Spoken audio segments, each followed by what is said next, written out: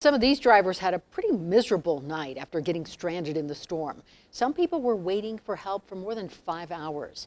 Now, if you abandon your car, there is a chance, pretty good chance it may have been moved. And the advice from Colorado State Patrol is to return to where you left it, then drive in the same direction, take the first exit, and then look for parking lots near the off-ramp. All right, Denver 7 CB Cotton live tonight. And CB, you spoke to a family forced to abandon its car. And family members had to make some pretty tough decisions about who needed to go and who needed to hunker down in that stranded car. Ann and Shannon, a family did, and more on that in a moment. First, I want to talk about these roadway conditions. Things look a lot better than they did yesterday, but we're still not in the clear. Take a look. Pavement is still really slick, and there's still huge mounds of plowed snow. These are two things you want to keep in mind on your morning commute. And as we all try to stay safe with this lingering snow, we're continuing to hear stories of the bravery it took to keep ourselves and our furry friends safe.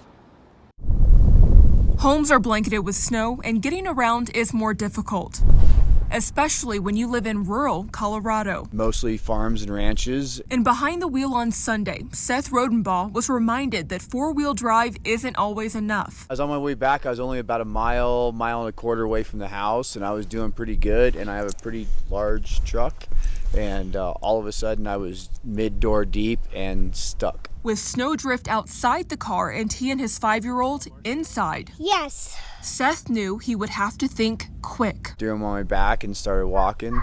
Wife picked me up down the road and we made it home. But his car wasn't the only thing left behind. She's a Great Pyrenees.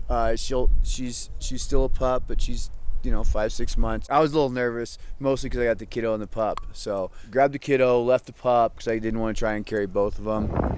Thankfully, the heroes at Elizabeth Fire Rescue had a snowcat. It took us about 30 to 45 minutes, and we were probably in waist-high snow. To rescue the Pyrenees pup from the stranded truck. Just saw her hunkered back there, so got the door open pretty quick, and she was a little hesitant to come to us. We can tell she was scared and cold. But photos from the warm ride home show she must have felt right at home. She actually hung out in my officer's lap. And now the 5-month-old Pyrenees, with a name quite fitting, The right one is Marshmallow, is playing at her new home with her new siblings. It was a huge relief when they brought her home, for sure. A relief and a reminder that a snowstorm can separate us from those we love. It's not just a dog, it is a family member.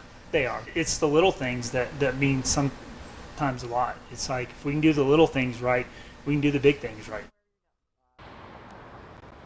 And of course, we're so glad to hear that pup is reunited with her family. So as roadway cleanup continues in some parts of the Front Range, more is going to continue to open, especially here in the metro area. Tomorrow, COVID-19 testing sites will open at noon. Back to you all.